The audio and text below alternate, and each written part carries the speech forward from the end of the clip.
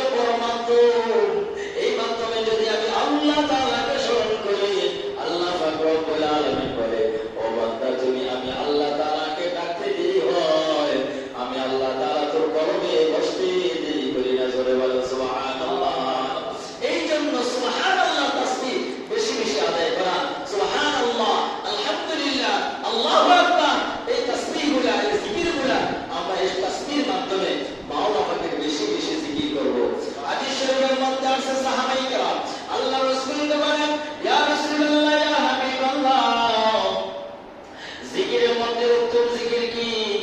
আল্লাহ হাবিব সাল্লাল্লাহু আলাইহি ওয়াসাল্লাম বলেন কালিমা তাইয়্যিবা লা ইলাহা ইল্লাল্লাহ মুহাম্মাদুর রাসূলুল্লাহ। কালিমা তাইয়্যিবা লা ইলাহা ইল্লাল্লাহ জিকির আফজালুল যিকরি লা ইলাহা ইল্লাল্লাহ। ইমাম বুখারী রাহমাতুল্লাহ আলাইহি, ইমাম মুসলিম রাহমাতুল্লাহ আলাইহি বেশকর শরীফ কিতাব দারুল কুতুব কিতাবের মধ্যে হাদিসে এসেছে আল্লাহ রাসূলকে সাহাবায়ে কেরাম জিজ্ঞাসা করার পর নবী আমাদেরকে এমন একটি আমল বানায় পাঠায়া দেন যে আমল সবচেয়ে বড় দাবি হবে, উত্তম আমল হবে। আল্লাহ রাসূল সাহাবায়ে কেরামদেরকে বলেন ও আমার সাহাবীরা লা ইলাহা ইল্লাল্লাহ জিকির বেশি করতে থাকো। লা ইলাহা ইল্লাল্লাহ জিকির এটা হবে তোমাদের জন্য সবচেয়ে উত্তম জিকির। জোরে বলেন সুবহানাল্লাহ। এই জন্য হাদিস শরীফের মধ্যে আছে লা ইলাহা ইল্লাল্লাহ আল্লাহকে পাওয়ার জন্য লা ইলাহা ইল্লাল্লাহ জিকির বেশি করে করতে থাকো। লা ইলাহা ইল্লাল্লাহ জিকির বেশি করে করতে থাকো। লা ইলাহা ইল্লাল্লাহ, লা ইলাহা ইল্লাল্লাহ, লা ইলাহা ইল্লাল্লাহ। এখন আমাদের সমাজের মধ্যে মানুষ লা ইলাহা ইল্লাল্লাহ জিকির করে। লা ইলাহা এখানে লামটা হলো একটা মত আছে, মধ্যে মন ফাসি অর্থাৎ তিন আলিফের মত। কেউ যদি এক আলিফও না করে তাহলে লা ইলাহা ইল্লাল্লাহ জিকির এইভাবে করা দুরুস্ত হবে না। এই জন্য আমার ভাইরা যখন জিকির করবো লা ইলাহা ইল্লাল্লাহ, লা ইলাহা বলিয়া ইল্লাল্লাহর মধ্যে কলবের মধ্যে ধাক্কা দিব। হাদিস শরীফের মধ্যে আসছে আল্লাহ রাসূল সাল্লাল্লাহু আলাইহি ওয়াসাল্লাম যখন জিকির করতেন তখন তিনার বাম পাশে দুধের নিচের স্থানে সেখানে হইল কলম। আল্লাহ তাআলা আমাদের কলম হাত, আমাদের কলম আত্মা সেই জায়গায় রেখেছেন বলে এই আত্মার মধ্যে কলমের মধ্যে তোমরা কেউ ইল্লাল্লাহ সমেত ধাক্কা দিবা। যে যত বেশি ধাক্কা দিবে তার ওই কলম তত বেশি পরিষ্কার হবে। সুবহানাল্লাহ। এই জন্য সাহাবায়ে কেরাম আল্লাহ রাসূল সাল্লাল্লাহু আলাইহি ওয়াসাল্লাম যেভাবে বলেছেন ওইভাবে আমল করেছেন, ওইভাবে জিকির করেছেন। সুতরাং আমাদের জিকির ওইভাবে করতে হবে। সব জিনিসের মধ্যে একটা নিয়ম কানুন বিধিবিধান আছে। আপনি নামাজ পড়েন এটার মধ্যে বিধিবিধান আছে, আপনি কোরআন শরীফ তেলাওয়াত করবেন এখানেও বিধিবিধান আছে, আপনি তাহাজ্জুদুল আমল করবেন এখানেও একটু বিধিবিধান আছে, সবের ব্যাপার স্যাপার আছে। আবার এইভাবে পর্দা বসিয়া করবেন সেখানেও কিছু বিধিবিধান রয়েছে। আল্লাহ হাবিব সাল্লাল্লাহু আলাইহি ওয়াসাল্লাম যারা এইভাবে রীতিমতো জিকির করবে, রীতিমতো এই সমস্ত আইনগুলা মেনে বিধিবিধানগুলা মেনে যারা আমল করবে, আল্লাহ হাবিব সাল্লাল্লাহু আলাইহি ওয়াসাল্লাম বলে ও আমার উম্মতের দল আমি নবীর সঙ্গে জান্নাতে যাইবা। জোরে বলেন সুবহানাল্লাহ। এই জন্য জিকিরের মধ্যে আব্দুল জিকির লা ইলাহা ইল্লাল্লাহ মুহাম্মাদুর রাসূলুল্লাহ এই জিকির আমরা বেশি বেশি করব। আজকে সমাজের মধ্যে মানুষের মধ্যে এই জিকির নাই, মানুষের জবানের মধ্যে জিকির নাই, যার কারণে মানুষের এই জবান দ্বারা, মানুষের এই হাত দ্বারা, মানুষের এই চক্ষু দ্বারা, মানুষের হাত পা অঙ্গ প্রত্যঙ্গের দ্বারা মানুষ শুধু গুনাহ করতে থাকে, গুনাহ করতে থাকে। জোরে বলেন ঠিক কিনা? আর আস্তে আস্তে ইসলাম থেকে দূরে সরে যায়, মসজিদ থেকে দূরে সরে যাচ্ছে, ইসলাম ধর্ম থেকে, শরীয়ত থেকে আল্লাহ তাআলা এই দ্বীনকে, আল্লাহ হাবিব সাল্লাল্লাহু আলাইহি ওয়াসাল্লামের এই রক্ষামাত্রা মাতা এই শরীয়তকে তারা কি করে গুরুত্ব সহকারে সেটা আদায় করে না। কারণ আদায় করার জন্য এই অন্তর এখনো পর্যন্ত ঠিক হয় না। এই অন্তর যতক্ষণ পর্যন্ত ঠিক না হবে ততক্ষণ পর্যন্ত তার কাছে কোনো আমল ভালো লাগবে না। জোরে বলেন ঠিক কিনা? এই জন্য আমার ভাইয়েরা আল্লাহ নবী সাল্লাল্লাহু আলাইহি ওয়াসাল্লামকে আবার প্রশ্ন করা হইল ইয়া রাসূলুল্লাহ, ইয়া হাবিবাল্লাহ জিকিরের মধ্যে উত্তম জিকির কোন জিকির? আল্লাহ রাসূল বলে জিকিরের মধ্যে উত্তম জিকির হইল কোরআন শরীফের তেলাওয়াত। জোরে বলেন সুবহানাল্লাহ। কোরআন শরীফের তেলাওয়াত সারা দুনিয়ার মধ্যে মানুষ হাজার নেকের কাজ করে, কিন্তু সে যদি শুধু সব কাজ বাদ দিয়ে শুধু নামাজ আর কোরআন শরীফের তেলাওয়াত করে ব্যবসা বাণিজ্যের মধ্যে দ্বীনের লাইনে, আখিরাতের লাইনে সবচেয়ে বড় তাজের হবে, ব্যবসায়ী হবে ওই ব্যক্তি যেই ব্যক্তি তাকবীরের সাথে নামাজ আদায় করিয়া কোরআন শরীফের মাধ্যমে যে কি করে আল্লাহ তাআলা জিকির আজকার করে, কোরআন শরীফের তেলাওয়াত করে। আল্লাহর হাবিব সাল্লাল্লাহু আলাইহি ওয়াসাল্লাম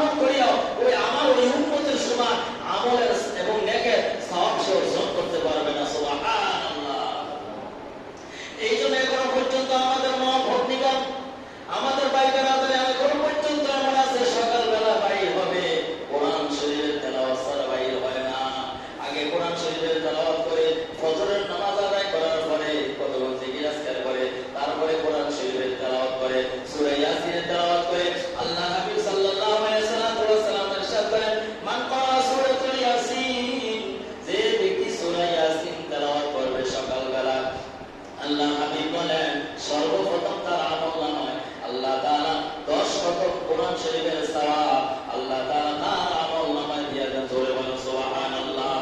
কোরআন শরীফের তেলাওয়াত করে না।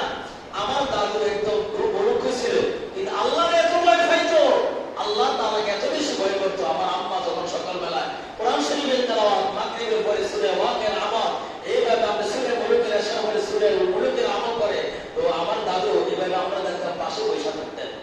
তো বলতো, দাদু তুমি কোরআন শরীফ পড়তে পারো না? আমরা ছোট ছিলাম, টাকা দিয়ে বলতাম তুমি কোরআন শরীফ পড়তে পারো না? ও দাদু, দাদু ভাইয়া তো কোরআন শরীফ পড়তে পারি না দাদু ভাইয়া, এই জন্য তোমার আম্মু কোরআন শরীফ পড়তে আমি শুনতেছি।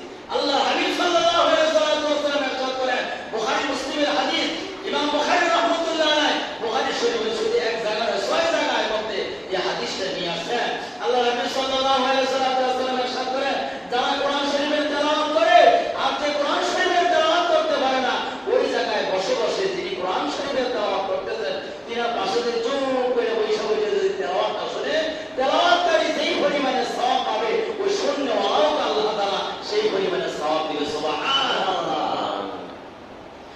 আর হাদিস শরীফের মধ্যে আছে, কোরআন শরীফ তেলাওয়াত বেশি বেশি কোরআন শরীফ তেলাওয়াত করো। আব্দুল যিকরে তেলাওয়াতুল কোরআন, কোরআন শরীফের তেলাওয়াত করো, এটা হলো উত্তম জিকির, উত্তম তেলাওয়াত, আফজল আমল। আমলের মধ্যে সবথেকে শ্রেষ্ঠ আমল কোরআন শরীফের তেলাওয়াত। আপনি যদি সকালবেলা সূরা ইয়াসিনের তেলাওয়াত করিয়া আর কয়েক পারা কোরআন শরীফ থেকে বললেন, বা এক পারা দেড় পারা, আপনি কিছু পৃষ্ঠা কোরআন শরীফ তেলাওয়াত করিয়া বাইরে হইলেন, পুরাটা দিন আপনার আল্লাহ পাক রব্বুল আলামিন, আল্লাহ তাআলা বলেন, পুরা দিন চলাটা আল্লাহ তাআলা আপনার জন্য সহজ করে দিবে। সুবহানাল্লাহ। হাদিস শরীফের মধ্যে আছে, আল্লাহ রাসূল বলেন, যারা কোরআন শরীফের তেলাওয়াত করিয়া বাইরে হবে, একজন না দুইজন নয়, সূরা হাশরের আউযু বিল্লাহি ইসলামিল আলিম মিনাশ শাইতানির রাজিম, এটাকে 3 ভরিয়া সূরা হাশরের লাস্টের 3 আয়াত যে ব্যক্তি পড়বে এবং কোরআন শরীফের তেলাওয়াত, সূরা ইয়াসিনের তেলাওয়াত করবে, আল্লাহর হাবিব বলেন, আল্লাহর হাবিব বলেন, একজন নয় দুইজন নয়, 100 নয় 200 নয়, 1000 নয় 2000 নয়, 24,000 ফেরেশতা তার জন্য সন্ধ্যা পর্যন্ত দোয়া মাগফিরাত করতে থাকবে। জোরে বলেন সুবহানাল্লাহ। দোয়া মাগফিরাত অর্থ কি? অর্থাৎ ক্ষমার দোয়া। আল্লাহ এই বুড়ারে মাফ করিয়া দাও, এই দাড়ি পাকারে মাফ করিয়া দাও, তার আব্বা আম্মা মরে গেছে, মারা গেছে, তার আব্বা আম্মাকে মাফ করিয়া দাও, তার কবরের মধ্যে